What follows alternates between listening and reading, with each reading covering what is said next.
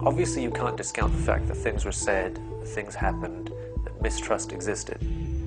And that's not just because of what happened at partition, it's about how the gap grew between the Muslim League and the Congress before partition, right? In this sort of attempt to come up with a power-sharing arrangement. But I do believe at the same time that the extent of the threat that we have come to take for granted, the Pakistan state ideology is essentially an anti-India state ideology. It's not, it doesn't have any, it's a negative, so it's a negation of rather than something that stands on its own. And I think that is, without doubt, has been a threat that's been cultivated by the establishment. I mean, if you look at the very first year of its existence, 70-odd% of the budget went to defense expenditure. In the Constituent Assembly, when I think it was Ghulam Muhammad at the time, wasn't the Governor General yet, he stood up in the Constituent Assembly, he said, this is how much money we spent on defense, and everybody unanimously said, yes, well, we have to. Right? Now, that doesn't, I don't think that was necessarily representative. I don't think that there was a representative, that you could have a representative assembly at that time, because so much of the partition politics, or pre-partition politics, was a politics of the Muslim elite outside of what became Pakistan, particularly the UP.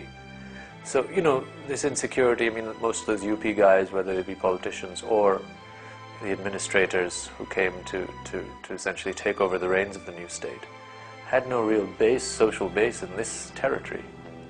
So, if you look at it from their sort of personal viewpoint, Liaquat Ali Khan is a great example. So the message that has been wrong from the beginning, not just now. And like I said, even if we were to take for granted that there is something insidious about what India is doing, the question is really, what are the options?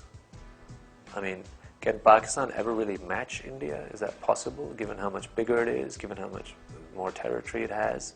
What is the point? Besides, I think it's important to go back to this whole question of, in fact, what the state itself posits as the explanation for partition. Right? Let's go back to that. The state of Pakistan says partition had to happen because Hindus and Muslims could not live together, right? And we had to have a separate state. So, isn't it a bit strange that after we created that separate state, that we remained just as obsessed with Hindu India? I mean, surely that was the point. Did we not realize that when we created a separate state that new tensions could emerge? So, there's contradictions in our narrative, whichever way you look at it. Let's just say in all three big cases, 48, 65, 71, it was India was the aggressor. Even in that case, the fact that two countries fight wars doesn't mean that one fights the war to just completely obliterate the other one.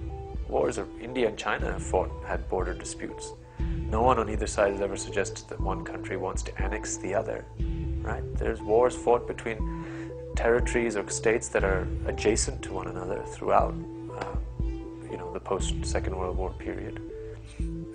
In very few cases have these wars or these conflicts been made, or has it been suggested by one side that these wars or conflicts reflect an attempt by the other side to completely just wipe the one country off the map. And I think that's the crucial issue here, right? As far as I'm concerned, the 71 is very clear to me, was a war that was that was a secondary aspect to it. The primary issue was the fact that East Pakistan had felt deprived and marginalized and ignored and had erupted in a nationalist movement a long time in the making. India got involved in the very last couple of weeks when it seemed that things were out of control. Large numbers of refugees, don't forget, started streaming into West Bengal from the Pakistan side. So they had their other concerns. I don't perceive that, as is typically depicted, that the whole war was one in which India completely orchestrated this secession movement and was totally responsible for breaking the country. I think that's vastly exaggerated. Well, we were told, of course, now 11, 12 years ago when the bombs were exploded, that this was all good and well because deterrence means that the chances of conventional wars decrease, but not even a year later, a little bit over a year later, we had Kargil. So it means increased insecurity, I think. It means increased insecurity in the obvious sense. There's always a chance that someone or the other will pull the trigger, right? Deterrence is, it's a concept. it doesn't necessarily translate into the way politics actually plays out. Jammu and Kashmir is a disputed territory between India and Pakistan. It's like for us it's about Islam, for them it's about secularism, and proving that Muslims can be equal citizens in the secular Indian state. Well, that's what they claim, right? That's what they're concerned with proving. Just like we're concerned with proving something, they're concerned with proving something. In history, has that been borne out? Of course not. Well, water is one of the immediate reasons why the tensions emerged at the very onset. 47, of course, right? Because most of our water sources come from India. But that was essentially resolved in 1960 with the treaty, right? The Indus Water Treaty. So fine, you know, if there was suggestions that India wanted to suffocate us, which even in the 12, 13 years before the Indus Water Treaty was signed, they never did it, right? I mean, they could have, presumably, right? Let's just say they had the worst possible intentions. And they could have caused famine after famine, but they didn't.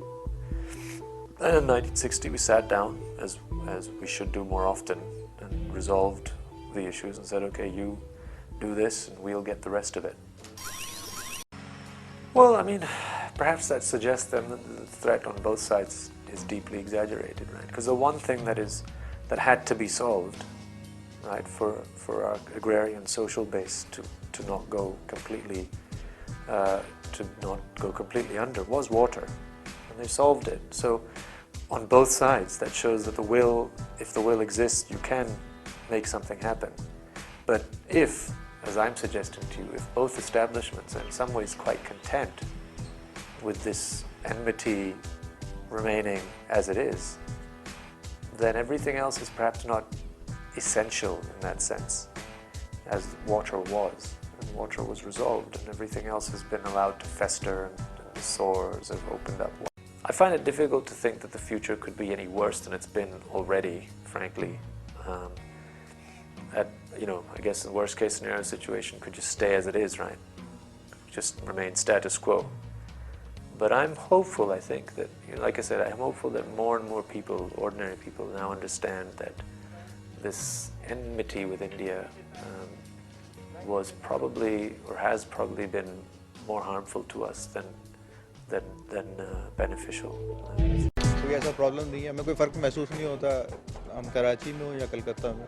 हमारे हिंदुस्तान और पाकिस्तान से relationship को जो है से ख़त्म करने के लिए, दूरी रखने के लिए, दूर रखने के लिए, ताकि ये दूर रहे, ये एक साथ ना हो। जिस दिन एक साथ हो गए, पूरी दुनिया में हलचल मचा देंगे। It's all good and well to talk about having peace with India, but if by the same token you continue to cultivate proxy sort of warriors, or vice versa, again, not to say it's one way. I mean, if India continues to do things that show that it's not serious, then you can talk about it all you want, but that doesn't mean very much at the end of the day.